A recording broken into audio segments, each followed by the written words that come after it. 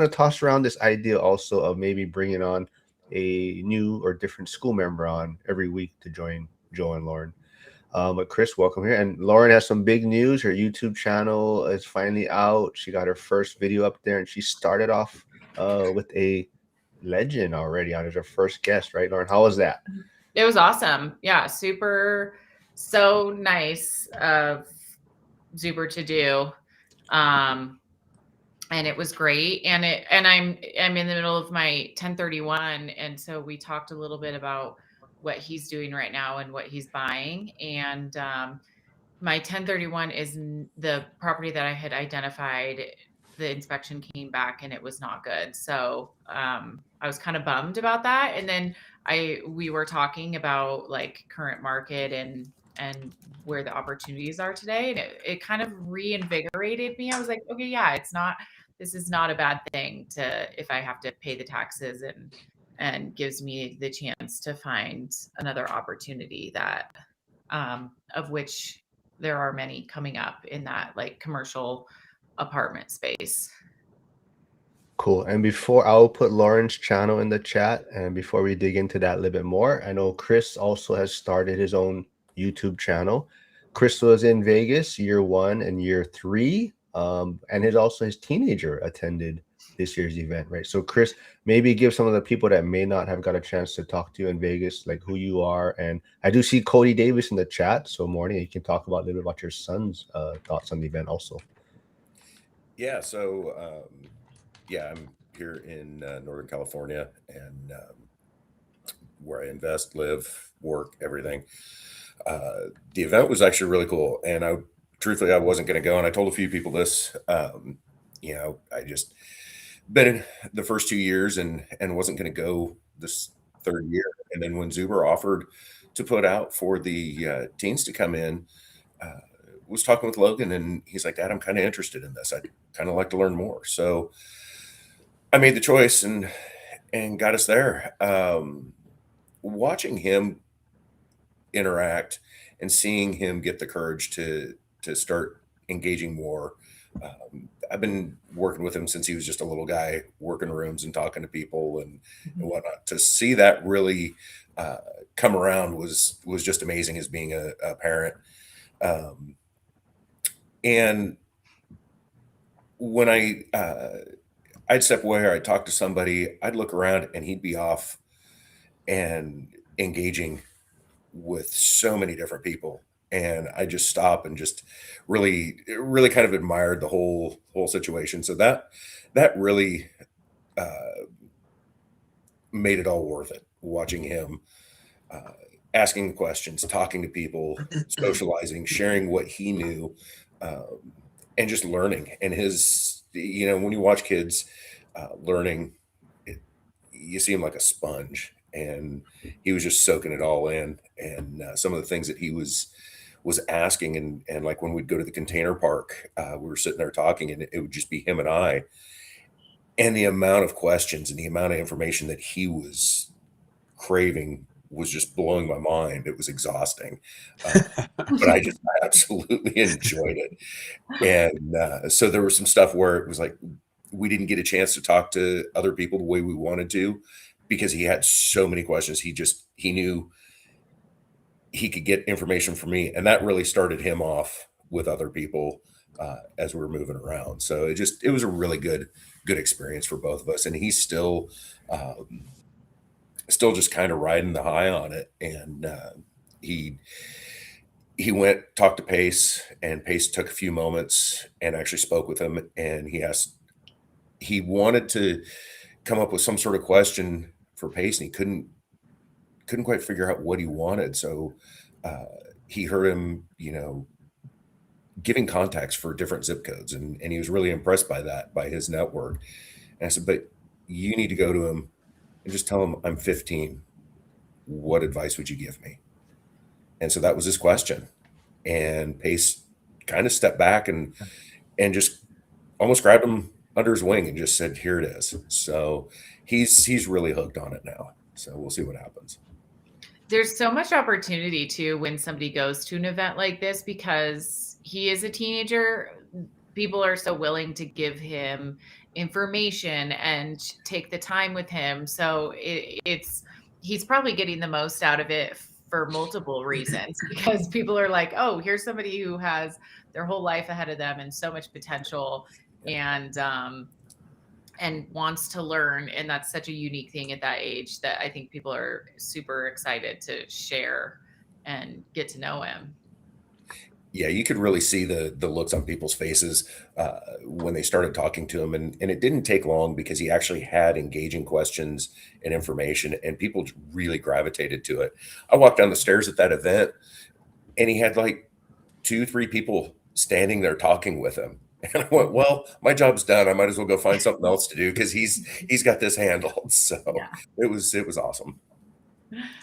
So cool. Like I said, there is Joel, Lauren, and Chris's YouTube channels in the chat. I believe all of them should be streaming also. So go jump over there, Yeah, go to my channel. subscribe.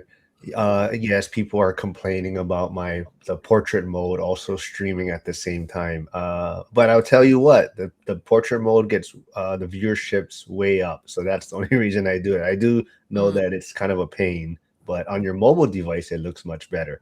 But let's see. I see Yasik is here. It says, Chris, it was a pleasure meeting you and your son in Vegas. Definitely special young man you raised. Yes. But yeah, let's also, like I said, all of you have a channel. We all have channels. We're all trying to grow it. But Lauren, like I said, we've been pushing you for how long to get it How long have started? you been doing these lives, Mark? Because I think it's been since then, like a couple years. But I think you and Zuber also touched on it, right? He said you've done a lot of live streams, but recordings a little bit different. So what was the challenge of actually doing more like a recording style than a live stream? Well, yeah, a little behind the scenes, which you guys don't know, is we actually tried to do it one day, and then I was using Restream, and for whatever reason, it just kept ending the stream. Like it would just like shut off, and then I would like restart it, and it was just like it was getting all like choppy, and finally I was like, I'm gonna have to like piece this together, and we were both just like, okay, let's try again tomorrow. So there were some technical difficulties for sure, and that's why I shy away from doing like YouTube and stuff, because I hate dealing with that kind of stuff. And I have no idea why it was happening. Like I'm not going to be the one to figure it out. So then we ended up recording on his. So yeah, I could imagine if it were somebody who was like less gracious, would have been like, oh yeah, sorry, it's just not working out. So yeah, it was a bumpy first video for sure. So you didn't end up recording on yours. You recorded on his. Yeah, and then you did the add your channel. No, it wasn't a live. It was recording. So then he sent me the recording. Mm-hmm. Oh, but he put it on. Zoom? But he put it on her channel. I mean, Lauren used it for her channel. Yeah, he sent it to me for the link to my channel. We had done he had interviewed me, and then he put that on his channel, and then the one where I'm interviewing him, he sent to me. Mark, what do you use to record in interviews? Do you use Zoom or Restream, or what do you do? I pretty much just use Restream already. If it's going to be an actual recording, I may use Zoom, but Restream seems, I mean, it works well for me, and there's a lot I've never done a recording on Restream. I didn't know you could do it. No, okay. You can do a regular recording also. And then you can have all these controls of adding all these, like, on the bottom right now, it says just hit record and things like that. So you can change that whenever the topic changes. You can throw in people's QR codes. So like it sounds like someone liked and subscribed. I'm not sure which channel Harrison tuned into. So like I said, Lauren has her channel streaming. Chris has his channel streaming. And your son, right? Do you think he's going to be at the next event, Chris? Now, is that the plan, you think? He's a teenager, so you never know what's gonna happen. A year from now, who knows where he'll be. I will say that it's probably a good thing that Zuber changed it from Valentine's weekend, and around that we've hit that stage, and with him where it was a little controversial for him being It's on funny the though. sidelines. We say that about Lauren too, if she's gonna actually be there next year. As of now, she says yes, but that's 1 year from now, right? It is Less a than a- long ways away. No, I'll be there. Less than a year. Chris, also, like I said, your channel, it's been like we kind of talked about it, and I started mine a few years ago, and we thought you were going to start, and it took a little while, and now seems like you're being a little more consistent with it, also, right? Yeah. So right now, what I'm doing is just with this ADU project that I'm building, I'm just basically just shooting videos, updates, trying to do weekly updates of what we're doing, the process that I've been going through on it, a couple of the hiccups, a lot of the demolition that we did, and some of the issues, finding faults, whatnot. I've done a few things because I'm also remodeling my house. So a little bit of how to or ideas. So it's just real basic stuff right now, but it's been gaining traction. So we'll see what happens. Let's see. There was somebody. Yasik says, "What's easier, real estate investing or starting a YouTube channel?" Joe, you go first. Joe, let's go with you first, Joe. I mean, starting a YouTube channel is easy if you have no expectations. I mean, it could be the worst channel ever. I mean, just putting videos up, it doesn't matter, right? I mean, that's easy. Just throwing videos up. Real estate investing right now is hard.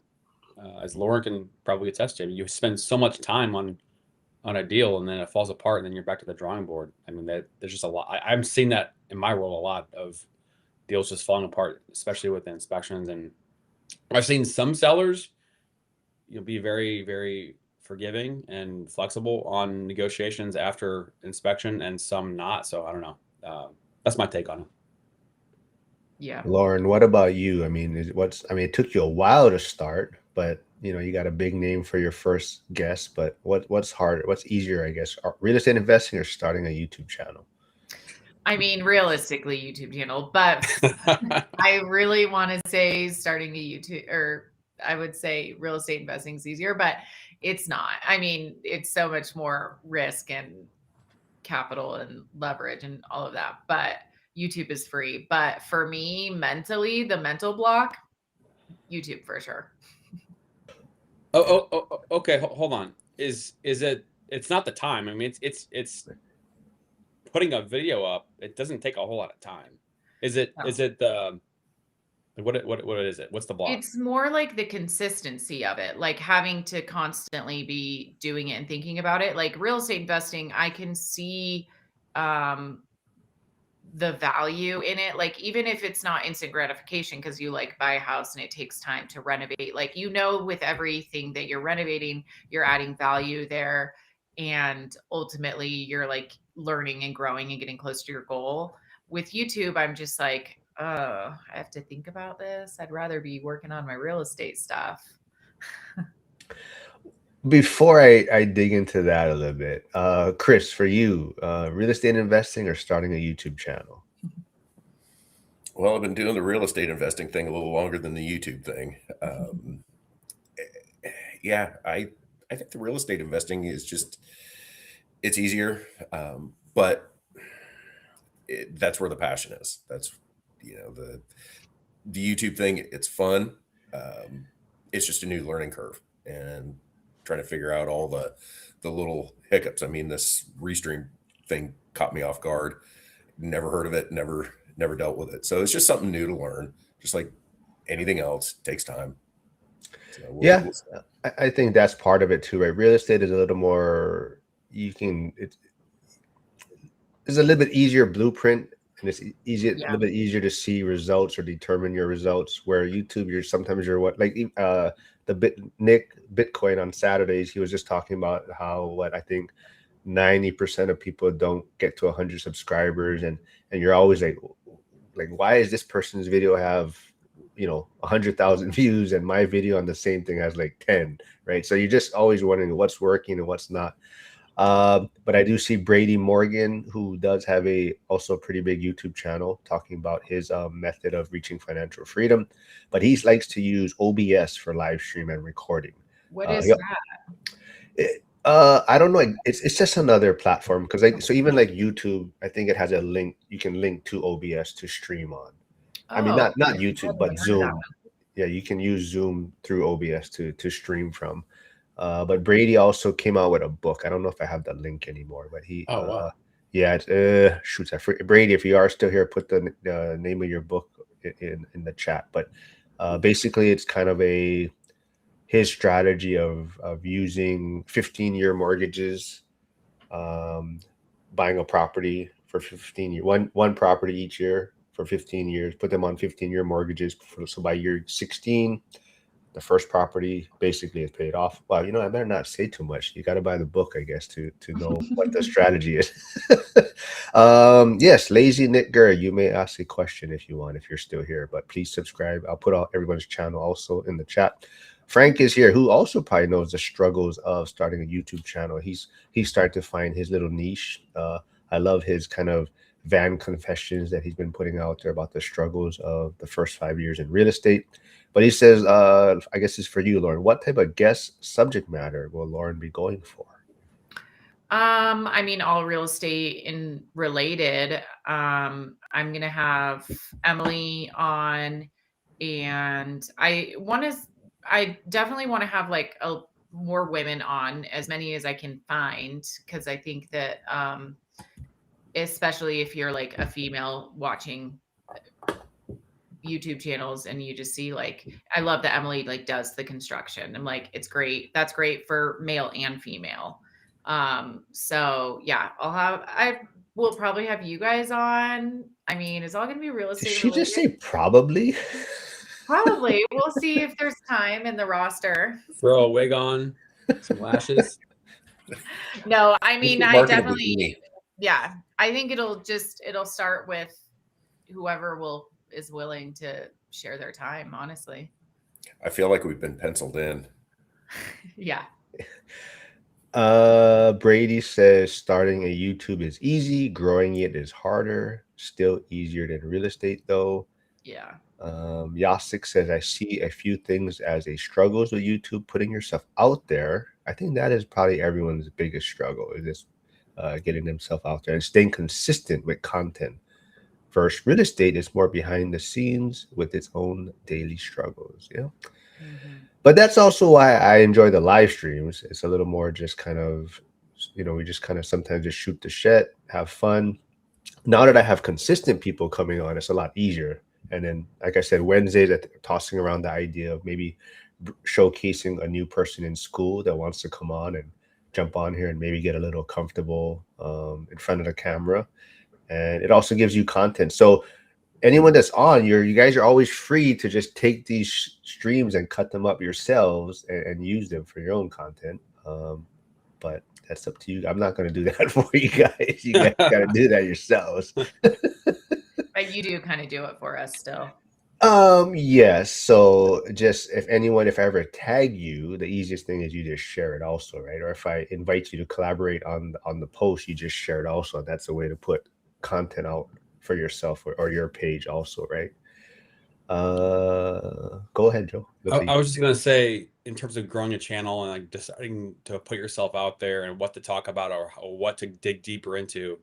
I mean, with what Chris is doing, for example, he's just posting what he's doing, or the ADU, the growing it, the building it. I mean, like Lauren, I mean, it doesn't always have to be for you. It doesn't have to be a thought out thing. Just whatever you're doing in the moment, you can just throw it up there and day in the life of Lauren. I'm not like thinking about making content very much. Like some people's brains, they're like content creators and they're like, I got to capture this. Like even the other day I was going over, I'm doing a spec house right now.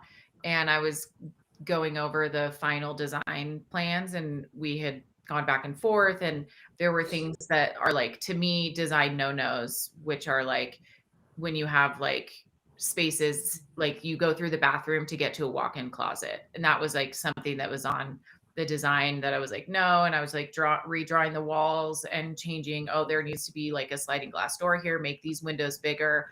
And I was like, this would be great for content, but I actually just need to get this done so I can move on to the next thing. So like, it's not, I feel like I have so many things that would be so great for content, but I'm just like not content creation minded, because I was also like, I should make content right now, but I really don't want to. I just want to get this done. And move on to the next thing. So I might go back. Those are things that I should like probably go back and do. Like, okay, here are the drawings and figure out how to.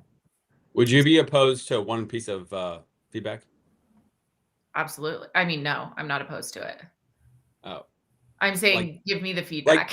like what you just said, but like that's content. Like I'm so damn busy, but I'm gonna just tell you with the camera in front of my face. You don't need to show anybody the picture or the viewpoint. This is what I did in 13 seconds. Yeah, I was Like gonna say that just builds the habit. I was Really? gonna say I feel something. like you have to like show people what you're doing. Maybe in 2027 or next month, but like right now it's just Okay, building the gotcha. habit. Okay. All right. I like that. That's great feedback.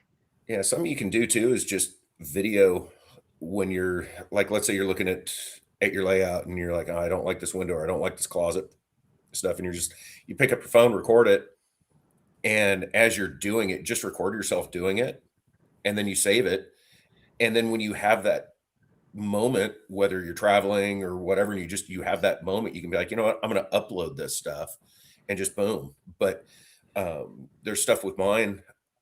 I'm walking through. I'm like, oh, this is kind of cool, or why did they do this? This is absolutely ridiculous. And I'll just grab my phone because it's always in my pocket. And as I'm sitting there looking at it, I'll just record what's going on and kind of deal with it. And there's been a couple of times where I've actually come up with a solution as I'm talking about it on the camera. I'm like, okay, perfect. So, Yeah. but yeah, you can store all those videos and you can have like 10 videos, a month, 2 months down the road, you can be halfway done with a project and then have enough content built up. And then you start that project online. Yeah, I just put them into a certain album. Save them I in an like album. Yasik's idea of just wearing a body cam. I've actually thought about that. Those Ray-Bans. I'm like, I just need the Ray-Bans because if I'm happy to like be recording. It's not like I'm like uncomfortable in front of the camera, like sharing or whatever. It's more the actual act of recording. So I'm like, I just need a body cam or like those glasses. Just put on some Meta glasses all day and be like, just and then live stream it. Yeah. Yeah. Brady says, I hate making content, but I really enjoy teaching and helping others, so it's worth it, I guess. Yep.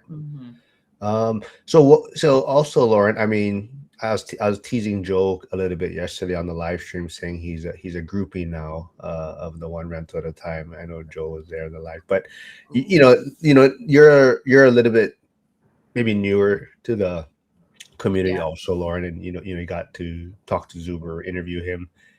Do you kind of have a better understanding? No, like a better understanding of his background and your thoughts, and kind of maybe why he's built such a good following, I guess, in a sense. Yeah, I mean, I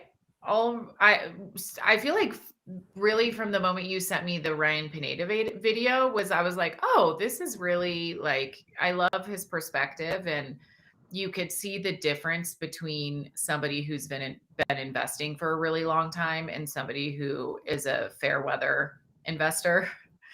And so I just really like that. And I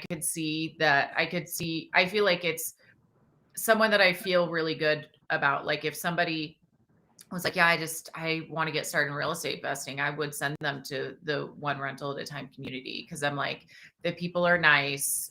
There's a lot of help. People are happy to like help each other. And then also Zuber himself isn't like peddling courses and like weird things at the conferences and like trying to sell the next thing and like upsell and all of that. It's really just like, this is the strategy. It's pretty simple, and join the community and stay in it for over a long period of time, and you'll get wealthy and have that financial freedom. And it's like, it's something that is really easy to get behind. Speaking of Pineda, I literally laugh out loud seeing some of his ads. It's like, hey, I used to buy rentals, but now follow this strategy and then click the link below. Or he's selling courses or coaching on bodybuilding and getting in fit. Or hey, up level your network and come golf with all these business owners. Like he's in all these different like random spaces. It's like, oh my God, he's all over the map. Bro, what are you doing? Yeah, all over the map. kind of makes you wonder what's going on if he's almost grabbing at straws for the next thing. Is his world starting to fracture a little bit? Well, and I know he's talked about like how he was doing all these like flip things, and then when the market turned, he lost a bunch of money on that. Like he's losing money on a lot of the real estate stuff. I think that's why he's not doing, I think, real estate. That's why he's gearing towards like coaching and all these other things. I mean, in the time I know somebody who was in one of his like early mastermind group things or whatever, like really early. And they were saying like over time it was like he was doing NFTs. He had his like flipping coaching, then he had his like golf with him coaching, then he had his become like a real estate agent investor coaching. Like he had all these different coaching that he was doing, and now like they all just kind of like fall to the wayside. Like you just like kind of stop hearing about them. Like whatever happened to this NFT that everybody was buying into? Like whatever happened to the so I mean, just a classic YouTube real estate investor that you would not want to send your friends or family to. Well, you notice he doesn't do any baseball coaching. Yeah. Wow. All right. Well, I mean, just saying. Doesn't pay enough. So there also was a exclusive videos that are in Skool, and we're talking about Zuber. Lauren got to interview him, maybe a little better understanding of who he is and why he's doing what he's doing. But someone called Zuber a fake and a liar, right? So I don't know if you guys had a chance to see those videos between Brian Davila and Dion. Would you guys have any thoughts on that? Or Chris, I know you probably known Zuber the longest out of all of us. So what's your thoughts on that take that was in those videos? Well, I haven't watched the videos yet. I started hearing about it, and part of me just didn't want to get caught up in the drama on it. But with just what I've heard and who it came from, it's just, I don't know, it's probably just talking out his neck. And Zuber is, you can't put anybody on a pedestal, but Zuber is one of the most humble and most real teachers out there that I've come across. Yes, he's made this a business, and yes, he's making money off of it, and rightfully so. He's got information and knowledge to teach people, but to call him a fake and a liar, I think is a pretty big stretch. Mm-hmm. Did either of you get to watch the videos? I started watching like the first half of it, but I couldn't get through it. It was just like too annoying. Like I was just like, what is this? Yeah. Same. Isn't that guy like Ryan Pinhead's right-hand man or whatever? Yes. So Marlon RE is also here. So he's here for the Ryan P shit talk. All right, well, let's do it. Well, so to that point, maybe we can even go back a little bit further, because Chris also was at the first event where I was at, the ORAD event, and I believe you also attended the pre-event on Friday, right, at Pineda's venue. So maybe refresh people's mind, or your thoughts on that. I've never really heard your thoughts on that. I mean, it was great to go to, just because here's this guy who's got all the success, all this stuff. We were all more on the infancy side of some of our investing journey, so to be included in that, it was really cool. What I noticed with Ryan is we're at his event, his business, his place, and he came out talking. He didn't know the crowd. He didn't know our position, and he was just talking over a lot of people's levels. And then once it almost seemed like once he realized we were all on the starting point and we were all small investors, he made it seem like we were beneath him. And then when he was done, he just wanted out, go away, not talk to anybody. And all of his employees came out and started rounding everybody up for his event for, you know, $3, $5, $10,000 a seat kind of deal, and hustling for your information. You know, this will make you better. So it turned into this marketing thing that was just not for us. So Kind of I just- exactly what we're all talking about that we appreciate. It doesn't happen at the ORAD events, which is where, like, I've been to events where the speakers agree to speak because they want to sell you their coaching courses or their event tickets or whatever. So it kind of sounds like that. Mhm. Yeah. I see Janelle tuning in. She wasn't able to attend the event in Vegas. Cody Evers said, I think it was a little blown out of proportion. Hey, Aaron Foster's here. All right. He's going to start stirring shit up in the chat. I got to get him back on a live stream. But like I said, if people haven't heard that are tuning in a little bit later on Wednesdays, I think we're going to start trying to get different Skool members on to join us. So we got Chris joining us today. I think next week, Jeff Dombach is going to be on with us. He was also at the event in Vegas. He's in York, Pennsylvania. He's doing a lot of cool stuff out there also. So we'll get him on next week. But yeah, I definitely think that, hey, I see Ryan Ruff here. He had a great presentation, him and his wife. Day 2, I believe, in Vegas. Was it day 2? Yeah, day 2. They had a great presentation. So, but all of those will be kept on Skool finally. So I think a lot of people were pushing for that for a while with the Skool community, as everything being kind of a little exclusive, having all the videos on there.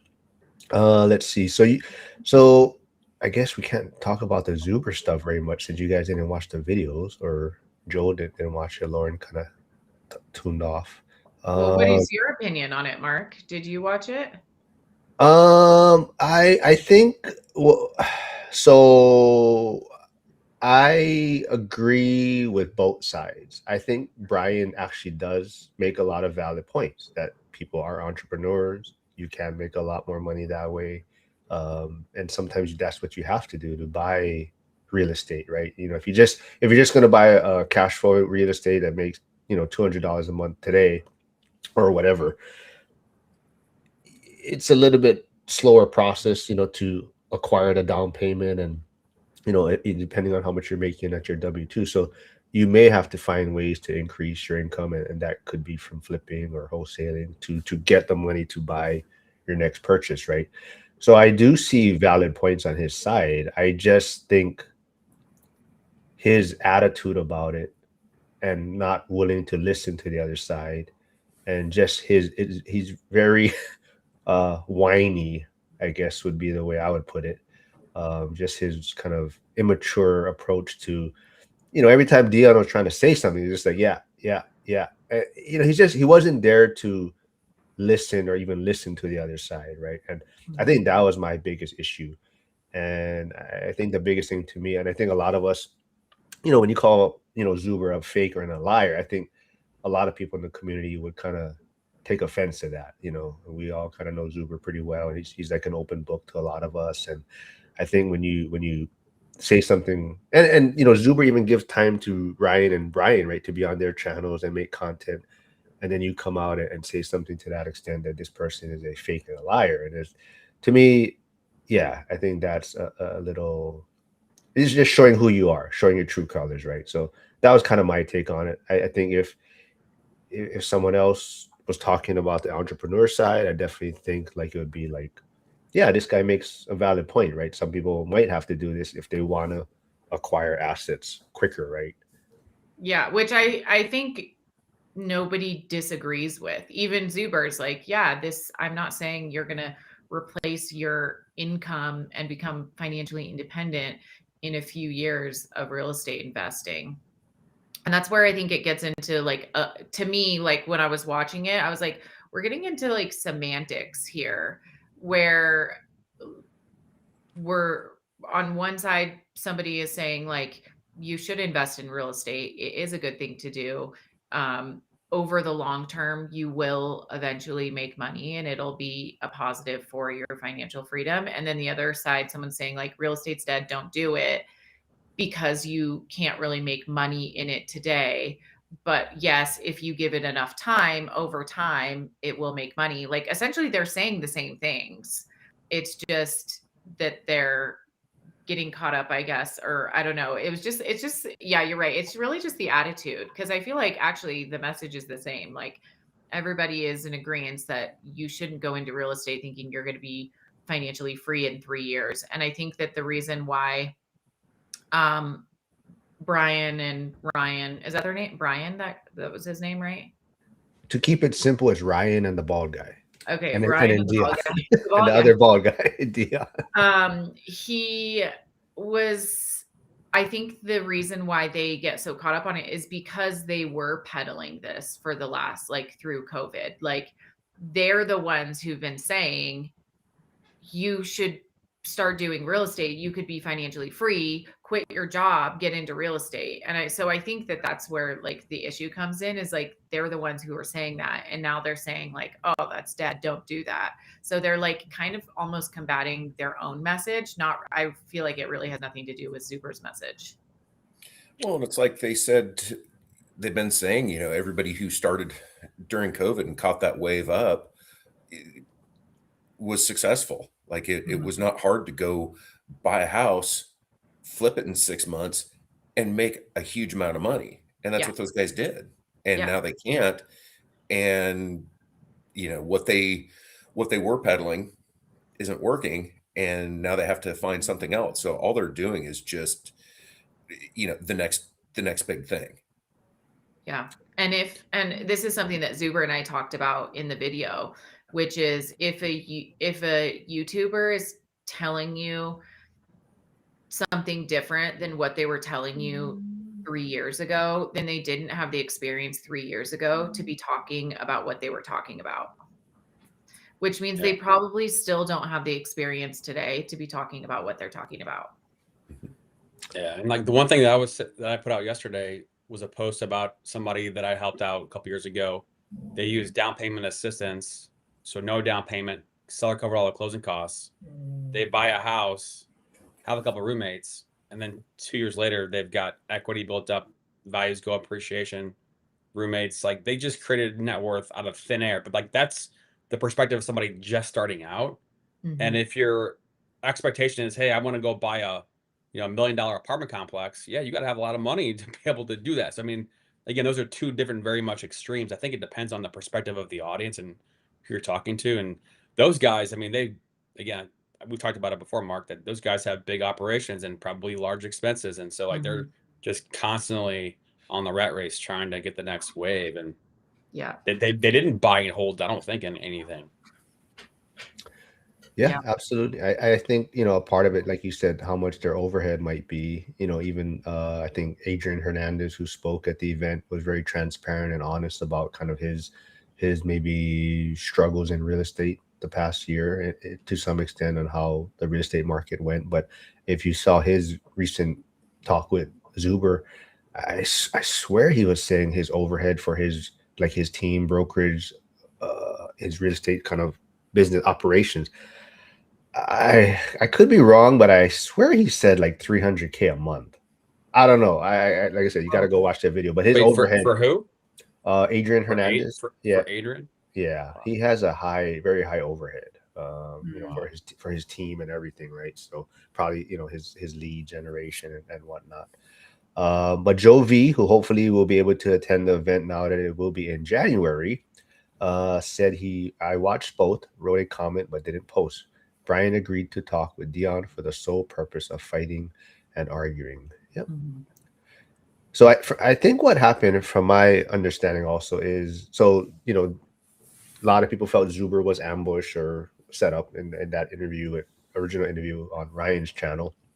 So I think as friends, Dion folks wanted to back up their boy, and Dion wanted to schedule a sit down with Brian to discuss his take on real estate and his kind of operations. So that was that first video. And then I think Brian actually left the facility and then decided, hey, I want something for my channel. And that's where that second video came from. And then he returned and they set up that other interview, and where it got a little religious and that type of stuff. And because he also has a religious channel, right? So I think that's also why he may have started veering it towards that take on things, which probably upset a lot of people also too. Like, how are you going to bring that into this type of discussion? Brady Morgan says real estate is not a get rich quick anymore. Maybe that's what they were arguing, and it's not supposed to be. That was an anomaly. Yep. Frank Old Guy REI said, I've never seen a more childish adult. Yeah, I think a lot of people would take that sentiment.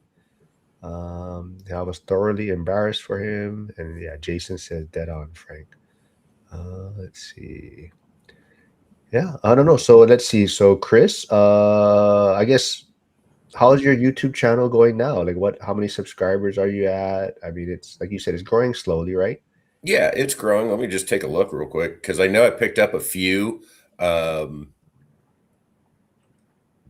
the weekend. So yeah, I picked up a couple. I'm at 61, 62. Is your son is he, because they're a part of it too, right? Like they're on the videos and doing the work too, right? Do they enjoy making content with you? My oldest one, he doesn't care. The younger one, he's like, Dad, I don't want to be on camera. Really? But yeah, and what's funny is the youngest one wants to do like all of his own vlogs and all this other goofy TikTok stuff, but yet when it comes time to my end, he's like, nah, ain't having it. So, but yeah, no, just, I've had videos of them, they'll be up, they've been up in the rafters doing some demo work. And, when we started doing the concrete work, they were jackhammering and whatnot, and just kind of having fun with it. So yeah, they enjoy it, but they're teens. So Lauren, what is the next step for you now? You have this big interview out. You're on Zuber's channel. Like, when can we expect Lauren's next video too? Well, I'm talking with Emily later today, so nice. That'll be out by the end of this week. And and then I messaged Monica also, so hopefully she'll be able to come on. And what did Monica say? she said Monica, she doesn't like to be on camera, or like, she's just like, oh, I don't know.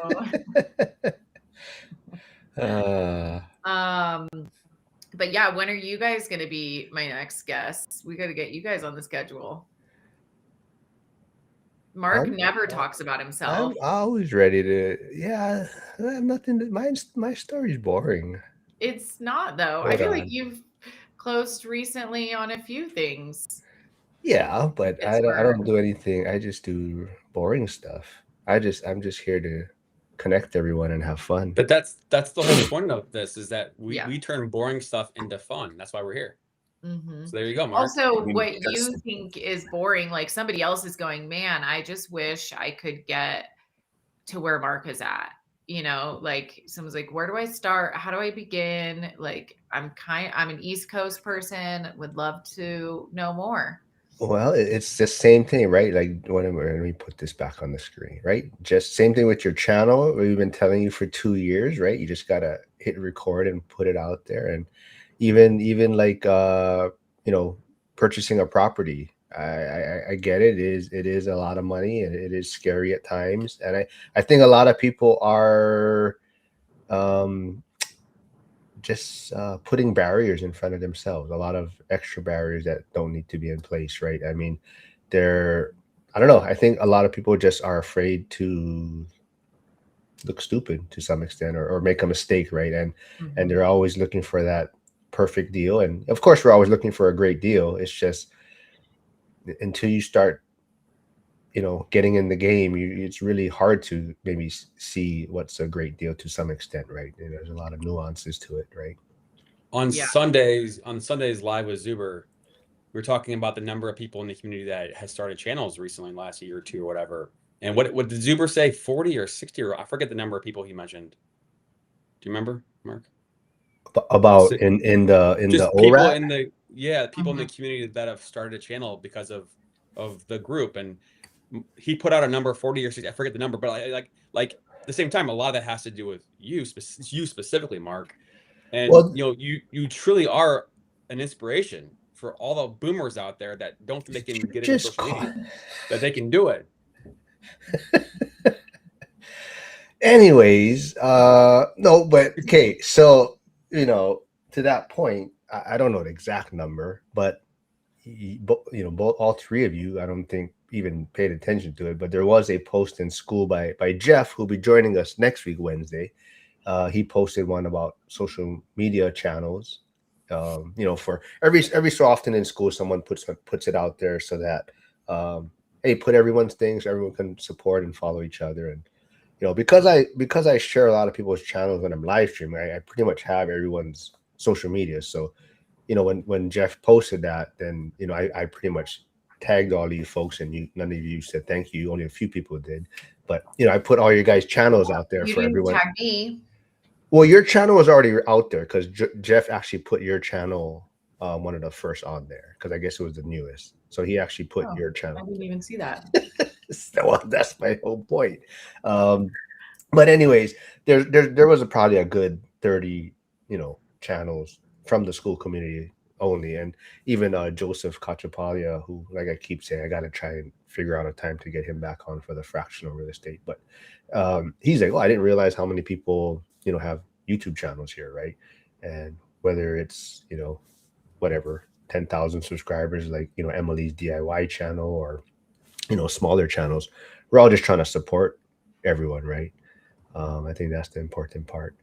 But did you guys get a chance, to hear kind of Zuber's discussions about next year's event as far as things they're looking to change? Chris, I don't know if you heard it, like for the teenagers and things like that. Didn't hear a lot. I've heard a few things where he's changing something, with VIP, which I think needs to happen. But I haven't heard all of his changes yet. No. So yeah, everyone probably knows the event's moving to January because of Super Bowl and Valentine's Day weekend. So it'll be in January. Day one is going to be much shorter, I believe. I don't think the dinner is going to be there anymore. I believe there's going to be, I think he's tossing around the idea of like a segment for teenagers. So I don't know if it's going to be like a separate thing for his goal. I think he wants to have 50 teenagers there next year. That's his vision, and I think he has, like, of course, Cody Davis being a part of that, and I think he also wants to have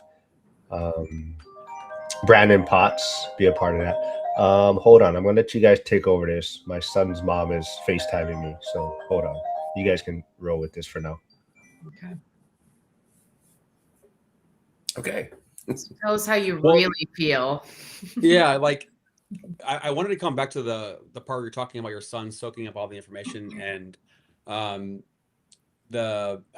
was the on Sunday we had the young kid, Looters or Brooders, I forget, Adam, I think was his name, but talking about I think he said he was 16, but talking about the triggering of information.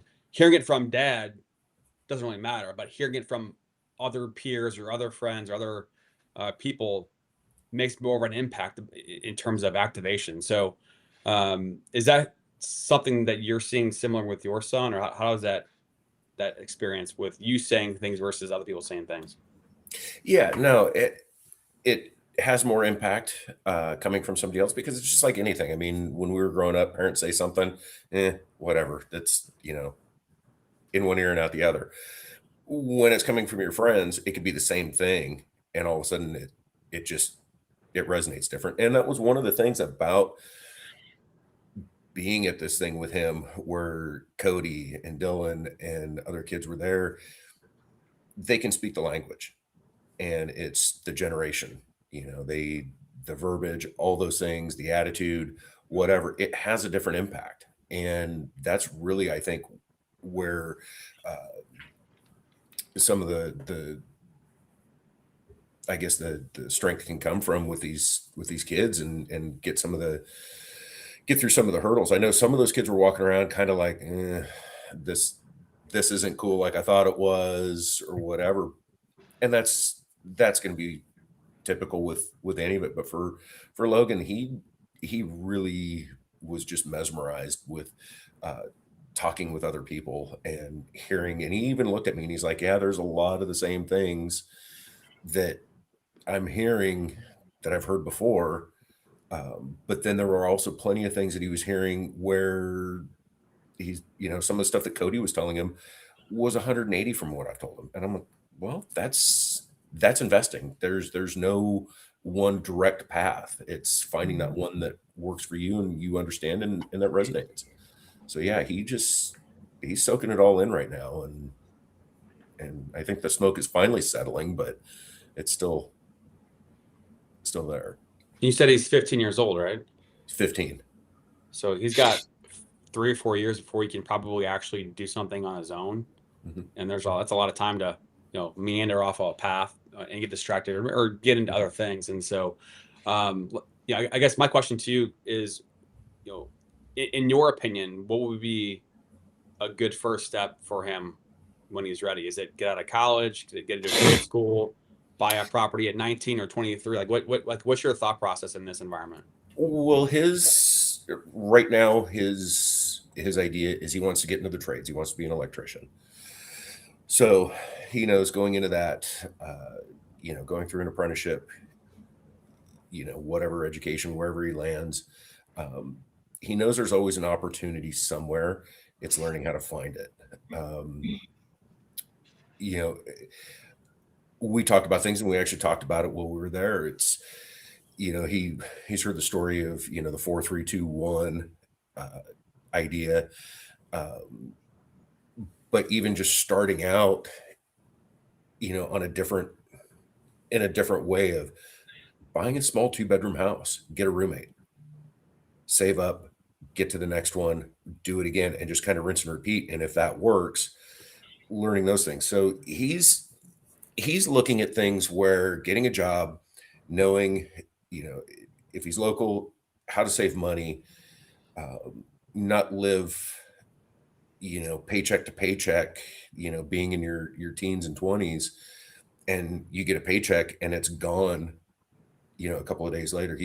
He knows you got to save a percentage of it to live off of, and the rest of it you can earmark it. So I think he's a little advanced compared to a lot of kids. But he's got people in his circle that have financial backgrounds. And so once those ideas start getting tossed around, he starts exploring them. He hears it a lot. So that's kind of his path right now, his line of thinking. Cool. And it's always something to change. I mean, didn't you want to be a belly dancer, Mark? No, I want to be taller, but we can't do anything about that. But let's see. Trade Better says, what are your thoughts on short form content? Has it helped you grow? So I think Joel probably puts out the most content, so we can have him talk about that. What does he see working for him? Well, the most impact, I would say, is from Facebook. And in the last 2-3 months, I put out a lot more content, and that's kind of a different story. So I'm going to leave that off the table. So I'm going to go backwards in time, where I'm posting a reel maybe every day, every other day, and some things here or there. And from a Facebook perspective, people see your content. They may not react to it. They may not interact with it at all, but they see it. And so when you get into a room of people that know who you are, and I remember this, a friend of mine, bought a bunch of apartment complexes in 2020, 2021 in Alton, Illinois. I think he's got like 180 units by now. And he had a retirement party in 2024. And just seeing a bunch of people that like you haven't seen maybe a couple years or et cetera. And hey, I'm seeing all your content. Oh my God, like how are things going? Like that whole conversation. So people will see your content, they may not interact with it. So that's one thing. And just doing it and being consistent is so important. And then it's a tool to open up doors. Like you may not like for me, I'm in sales, right? So I may not get a lead or a deal directly from an Instagram post or the messenger, but it's a tool to open up doors and be able to be proactive and reach out and outreach to certain people you want to outreach to. It's that you're building that resume that gives you the ability to go do other things. So it's, for me personally, that resume builder is the most important thing that I can be doing, and having that content out there consistently. So it depends on your purpose. So like for Lauren, right? I mean, and this is something that you and I talked about. Well, I know that putting out content is important, but like, what is the value? How does it relate to me? It's such a long game. Like, I've got too many things to do, juggling the time of, do you do it now? Like, I think the purpose and the and what the goal is important as well. I'm trying to figure that out. Mm-hmm.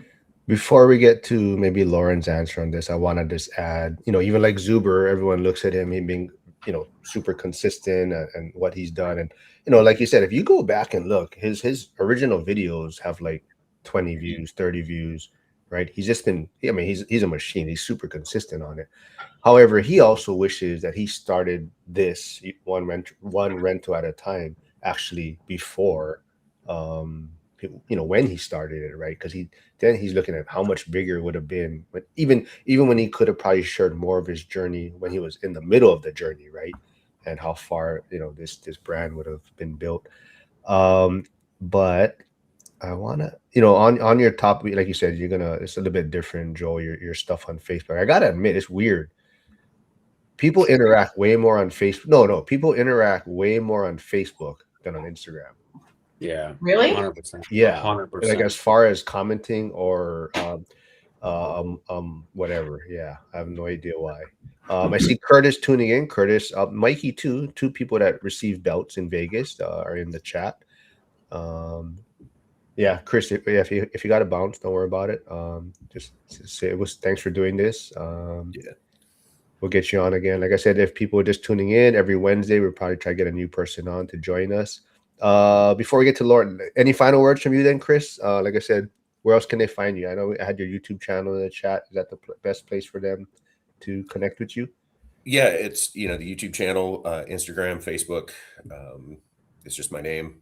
No fancy names. So yeah, you can just look me up there, hit me up. Ideas, suggestions, just likes and follows, and I've been trying to push you to start the Elf on the Shelf thing that you had before going, but you never followed up on that. But yeah, they kind of burned out. Everybody else started doing it, so all right, man. Good seeing you again in Vegas. Hope to see you in Logan year 4. But yeah, we'll get you on again in a few weeks or something. Thanks, man. Okay, sounds good. Thanks, guys. See ya. See you, Chris. Bye, guys. Like I said, Curtis got new mics. Let's see. Can you highlight Yasik's comment? Hold on, let me get Chris out here. Okay. Shoot. Where the hell did the chat go? Which one? Oh, this one, I think. No, the one above that. The one above that. Above that one. Let me see. Joe calling me old? Which one? Oh yeah, that one. I'm not sure. Anyways, let's move on here. What were we talking about? Hold on. He's asking about Lauren. Oh, here. Harrison's asking, Lauren, what has been your biggest selling point to women for getting interested in real estate? I mean, I don't know. I think the thing that women are just like more, I don't know if like afraid, but it's inherently the trades are very male dominated. And so I think the scary part is that a lot of women are not that handy. So they're like, if something comes up, how am I going to fix it? Is somebody going to take advantage of me by giving me quotes that are unrealistic and overcharging me? And so I think it's scary. It's like the same feeling that you get when you take your car to the mechanic and you're like, I have no idea. So I just have to believe whatever they're telling me. And I don't know if it's true. And so I think the best thing you can do is educate, because the more educated we are, the higher baseline knowledge that we have, the more comfortable we're going to feel. And I grew up with my whole family is I have brothers and my dad are all in construction. And so I grew up like building stuff with my dad or like just little stuff. And I'm not handy at all. Like Emily, like she does her own flips and stuff. I don't do that, but I'm comfortable in the trades talking to somebody about like flooring, and I'll ask for, if they ask me the square footage, I could measure it. So I think just getting more education and showing them that women are doing it. And I think when we see people doing things, we go, oh, they're doing it, I could do it. So it's just knowledge is education. It's with the same for everything, I think. Just showing more people that are doing it and helping people have the confidence that they could go for it. And then creating a community where people can ask questions like, hey, this came up. Does this seem right? That's huge. I see Hugo tuning in from your channel. He says, good morning, winners. So hopefully Lauren is kicking up her subscriber count. There's another person you Is can. that 30? Yeah, you're moving up quick.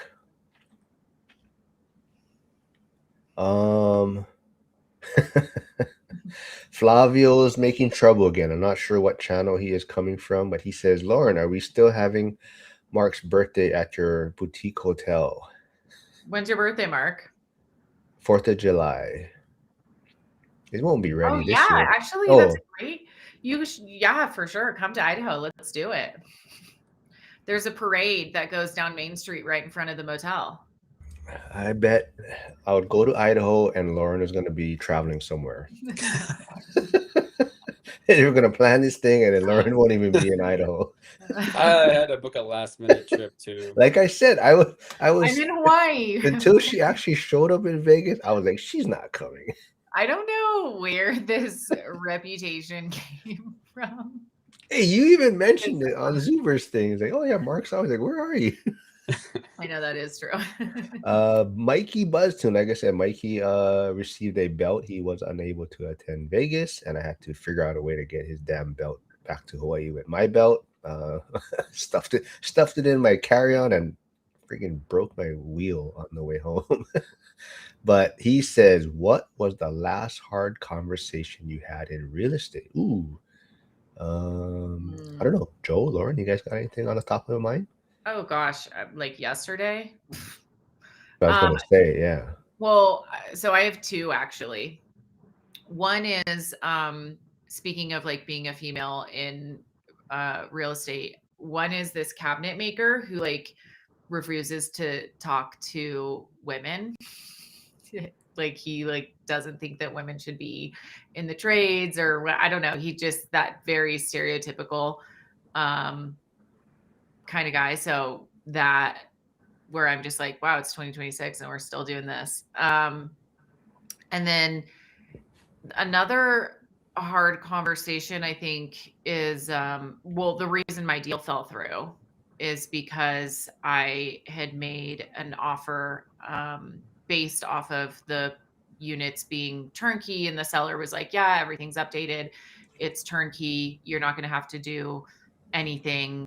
We renovated it beautifully. And then we did the inspection, and literally the house had so much rot on one side that you could push your finger through the siding. And so I'm like, this is not, this is not at all what you guys said it was. You guys are going to need to come way down. Like that asking price is ridiculous for the amount of renovations that have to come in. And I think that that's where it's hard to find a deal right now, is because we are bridging what sellers' expectations are for what they can get for their property and where the market is at and what it's willing to bear. And so we're like kind of bridging that gap between like COVID and expectations of how the market was then and how it is now. And so there's going to be a little bit of like a lag time there. And I think we're kind of in that lag time. But I think that sellers will start to realize that and become more amicable to negotiation. Before Joel maybe answers, I would just crossed my mind real quick. I want to bring it up before I forget.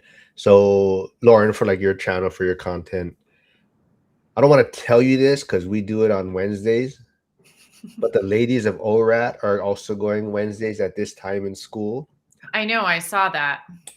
That would be probably a good place for you to get people to, you know, like if you want to find people for your channel, like females in this space. Mm-hmm. But then you'd have to make a decision if you're going to do No, this. I know. I saw that because I was like, oh, I'm going to look now that I'm in ORAT. I'm going to see when the ladies of ORAT are. And then I was like, oh, it's Yes, Wednesday at so the they are exact going same now. I think Jen, I don't know. Have you ever been on with Hold It with Jen? Hold It with PM Jen? I think she'd be another great one for you to get on your channel. She's Wait, is she in school? she's not in school, but Oh. she did go to Vegas. Jeff Yeah. is actually Jeff Dombach, who'll be on next week, is the one that actually introduced Jen to me, and then Zuber saw her, and Zuber asked her to be on his channel, and I have a good feeling she might be speaking next year, but I don't know. We'll see. But she would be a great one to have on. And if people are tuning in late to the live stream, we've kind of talked about. I think next week we will be. I mean, not next week, but we're tossing around the idea of bringing on a different school member to join us every Wednesday. So if you guys think that's a great idea, put it in the chat. And if you want to be on, message me and let me know. But like I said, next week Jeff will be on with us, joining us. And then after that, we're probably looking for other people to join us on Wednesday. But Joe, back to the question of having your last hard conversation in real estate. You know, it could be your portfolio, or it could be even someone reaching out to you for a mortgage, right? Yeah, I mean, I just had a low appraisal for a client. It came in, you know, $65,000 low on what they thought was $400K. I mean, there's not many comparable sales out there. Where was a duplex? So what do you do? I mean, they paid for an appraisal, right? I mean, so that's just a tough situation. On the flip side, kind of going back to Lauren's conversation about, you know, the property being turnkey and then having inspection issues. I mean, I had a client go under contract for 290 something on a quadplex, and had some issues with with the inspections and roof and this and that, and they came down like $42,000 on the price, which was just massive. But that just shows there are some sellers who are very, very motivated, and they know that if they don't get this deal, it may sit for longer. So it just depends on the situation. And if you don't get the right deal, it sounds like for you, Lauren, and that conversation with Zuber, that, okay, be patient, find the right deal. And that's just great advice. Yeah, exactly. And we did talk a lot about, and I know there are a lot of people that aren't in commercial or aren't doing apartment buildings, but the 5-year balloons are coming up, and there's going to be a lot of opportunity there if you are ready with cash to get a good deal. So because I was like, you know, it's a bummer doing this 1031, and it hurts to pay taxes. That sucks because it's a big chunk of money. And then when we're talking about it, it's like, yeah, but if you can buy a really distressed property because you have the cash and offer them like, here's cash, you can make that difference up in the purchase of a good deal. Yeah, and the other thing too is that if you do go buy properties, you can, you know, cost get the depreciation and maybe even offset some of that tax liability. I don't know. Kind of a lot what Lauren just brought up, and even Joe, has been a few questions that people posted in Skool. So I kind of want to maybe dig into one thing before we sign off or anything. But you know, so like you said, you went under contract, you found some things after, it was supposed to be turnkey, blah blah, you know, you're gonna back out, or unless they maybe come to you with this great you know, price reduction or something. But someone posted in Skool, like, have you ever gone under contract, kind of sight unseen on properties? And I think a lot of people are afraid to just get into contract because they feel like they're committed now. And I think that is one obstacle that people put in front of themselves, where they don't realize that that's just part of the process, right? You know, getting under contract doesn't commit you to anything, right? So there's always clauses where you can still back out, you know, things. So I think that's the one thing I hope people maybe that are listening, if they're not aware, or if that's something that they're afraid of just going under contract, just realize that, you know, there's always typically things in place that you can still back on, and just like your case, Lauren, right? Like you went under contract and then found some things, and whether you're going to negotiate or not, it didn't make sense for you anymore, right? Yeah. I mean, if you're interested in a property, I would say get it under contract. Like, even if you're just like, I don't know how I'm going to finance, I don't know, you have like a million questions about it still, I am like, get it under contract. That is like my rule number one. If you're interested in property, get it under contract. And I think that also goes to kind of Zuber's buy box, or Dion talk. It's kind of just knowing in general what you're looking for. So if this particular item or property comes listing and it hits a lot of your checkpoints, right? As far as area, maybe zip code, parking, room count, bathroom count, flats, whatever. But as long as it meets a lot of these things, criteria, then just like you're saying, get it under contract, and then let's do a little bigger research, or dive deeper, get an inspection, and then see what's going on here. And typically there's always ways to get out of it, right? I kind of want to hit on something that you guys talked about before, like, on Lauren's channel, like why should women get into real estate? And we can go into all the nuts and the bolts of like strategy and like wealth building, but like at the same time, there's also some underlying benefits too, right? I mean, the men to women ratio in real estate and events, and Lauren and I talked about this on live before, that it's a great dating tool. I mean, getting in a room with a bunch of single guys, I mean, you got options. Yeah. Here we go, Joe. Start. And so like Joe wasn't there yet in Vegas, and that was the funny thing we talked about. We all went to the beer park in Vegas, and the funny thing was that they were having a speed dating night at the. And Joel missed it. Joel missed. Lauren missed it also too. Well, you just arrived, so you. But you brought your boyfriend. He wouldn't let you do that. Yeah, I wouldn't have participated in the speed dating. Well, yes, you just but sort of watched. Yeah, like a fly on the wall. He wasn't there yet, though. We'll just Not that matters. I'm so, just so it ain't that serious, is what you're saying. I will not. I was gonna leave that off the table. It ain't that serious. That is not what I'm saying. Not what you said. That's what you meant. No, that is not what I meant. Look at you. Joe is the one making trouble. I will leave it at that. No, I would. Mark, you're lucky that I keep it at a minimum on this channel, because I am a troublemaker. You are. I would love to be the hostess of the speed dating. I feel like I would be able to organizer. Yeah, I would organize it. I could really, while we're there, I'm on the mic, keeping things interesting. All right, move it along, buddy. She's not into it, buddy. Just not that into you.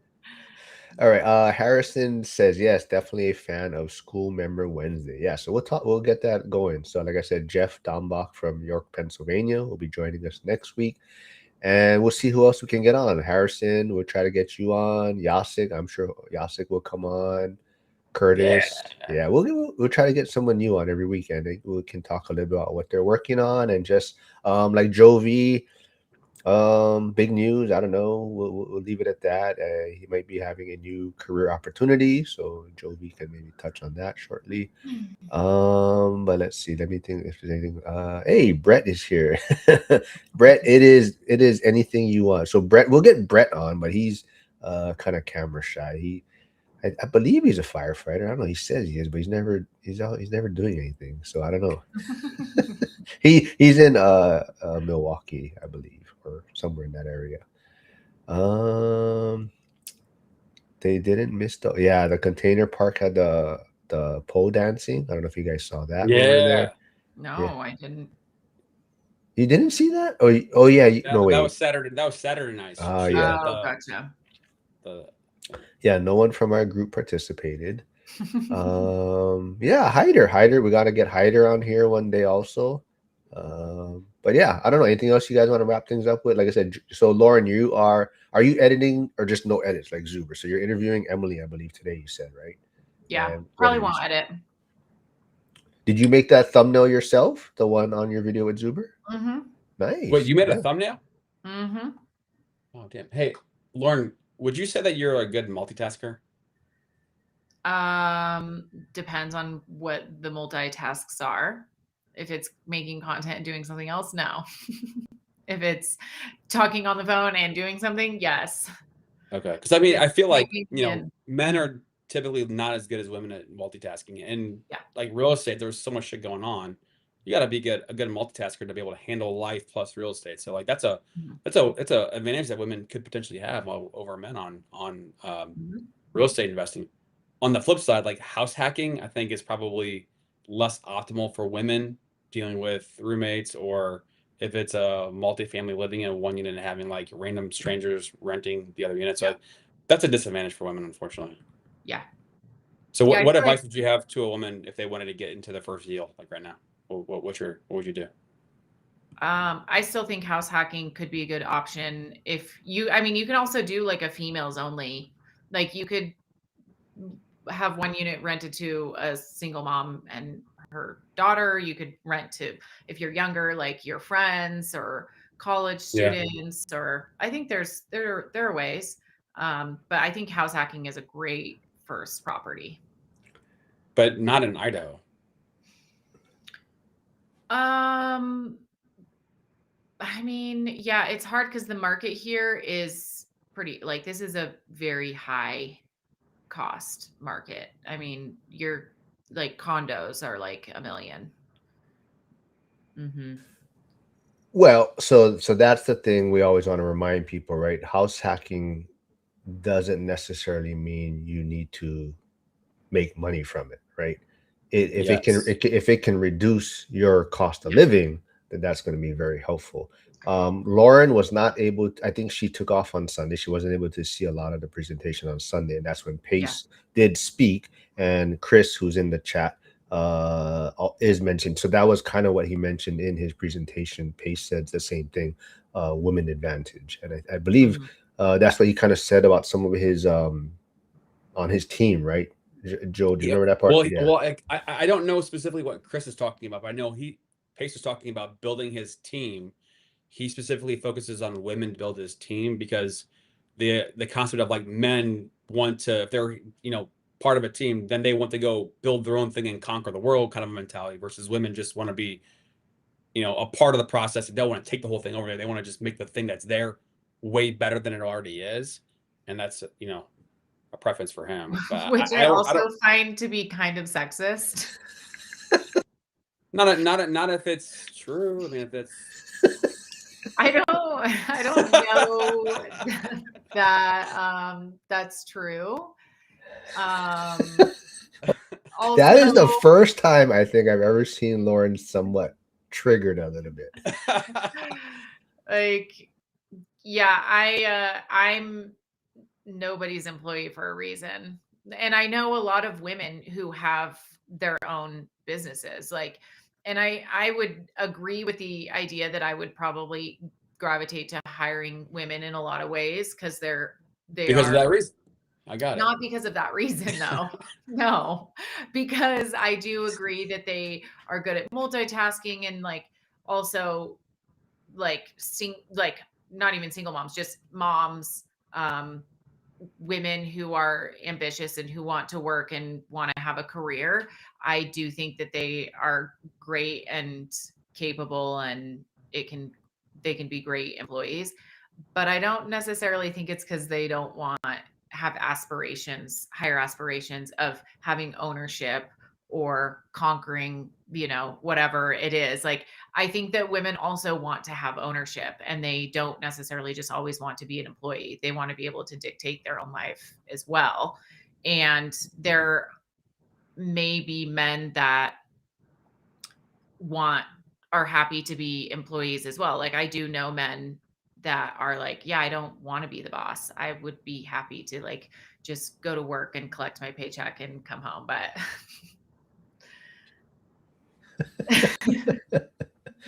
yeah, I mean, I don't know. I feel like that's a little bit sexist. Are you taking applications for Sugar Mama? That role's already filled. Obviously, I have a boyfriend. I mean, I don't see a ring on it. That's true. Joe is just stirring stuff up today. Well, you know, yeah. Okay, no, go ahead, man.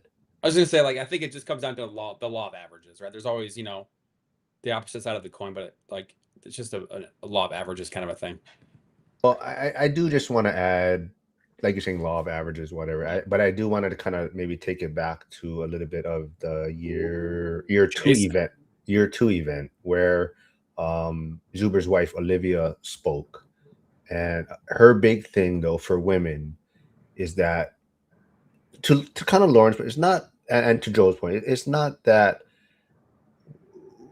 females or women conquering the world type of thing, but be involved in it enough to know what's going on so that you're not reliant on the man or the male.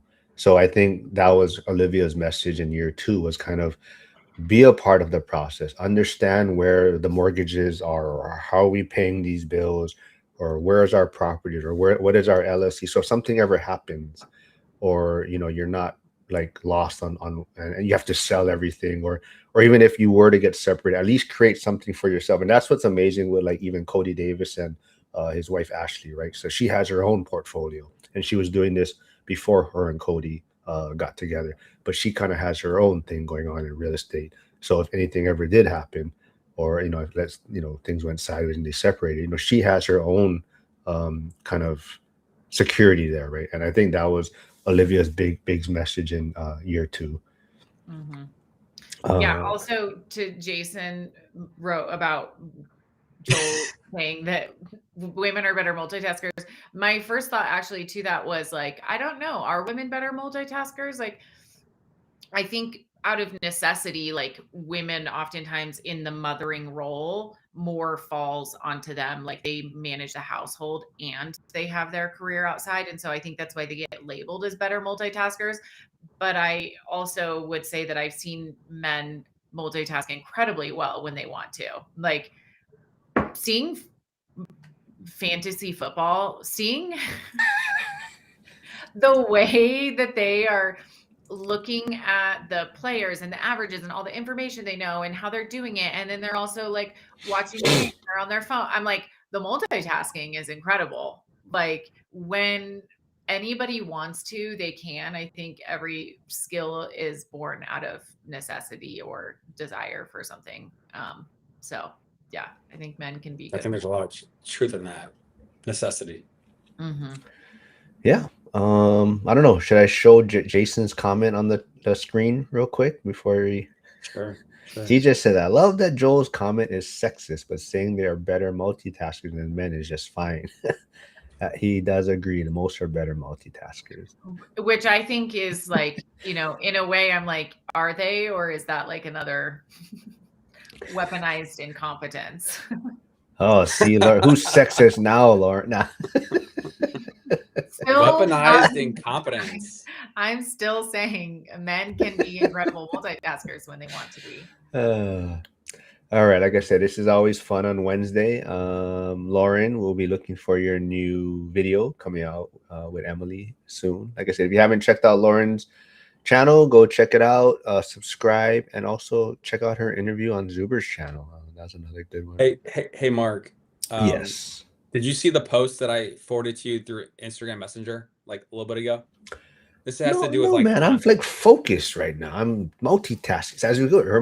I got people text messaging me about shit going on, and then I got freaking Instagram. I got Instagram. Yeah, I gotta go pick up my son's backpack and he forgot it. So I gotta go pick it up and drop it off at school because the mom has to get to work. So I gotta go do that. This guy is bald, overweight, probably like 50 years old. I'm not pointing this to you, Mark, I promise. But he has this this Instagram channel. It's built up like 12,000 followers, like getting millions of views. And it's just him like working out, and like his shirt's too tight. And then like it fast tracks to the end result with him like buff, ripped, nice beard, and then hair now, like AI. All like slicked back. It is AI. There's no transformation, and he's crushing it, all because he's putting on this persona and then I guess selling some kind of affiliate product. Well, it's not a real person. It's somebody. No. It's him. It's him. And then the very end of it, when it shows the transformation into like the ripped guy, that's the AI. Gotcha. And he's crushing. Well, what a strategy. We should all do that. I'm gonna start making AI I'll make real another estate channel. projects. I make AI videos just for my personal fun at the event, though. Which Oh, I don't know if Lauren saw them. She might have been gone when at the event. I don't think she Yeah, I saw didn't my see AI it. videos. yeah, that was Sunday. Yeah. All right. Well, like I said, Wednesday is always fun. Glad we got to talk about Lauren's channel. Finally got it up and running. Like I said, Joel's doing a lot of cool stuff, social media side, Facebook. Check him out. A lot of traction there. And like I said, every Wednesday we'll be back. Try to get another Skool member on joining us. Hopefully Lauren doesn't ditch us for the ladies of ORAT though. No, I won't. But yeah, Jeff will be here next week from York, Pennsylvania. It was a lot of fun meeting him in person in Vegas. See, and I got to deal with this shit. And, Oh, there we And go. disconnect. all right. Well, so any final words from you guys? No. No. See you guys next week. Anyone, if you want to be on, Will you text me if I'm canceled? Let me know. you're not canceled. You're But if canceled. anyone You're so canceled. if anyone wants to be on in future Wednesdays, message me, let me know. That way I don't have to go But search just be for aware, you'll probably get canceled. All right, everyone. Thanks for tuning in, and I will be back on Friday with Emily Lopez at 7:45 a.m. If you Pacific. want to, Also, everyone, remember Wednesday nights is the OG of the accountability groups. Frank's accountability call is Wednesdays, 6 p.m. Pacific. That is probably the biggest turnout in the Skool community for people on the call. And I think that was another thing Zuber wants to kind of focus on for next year's event. Try to get some of these accountability groups and maybe the leads of each group on stage.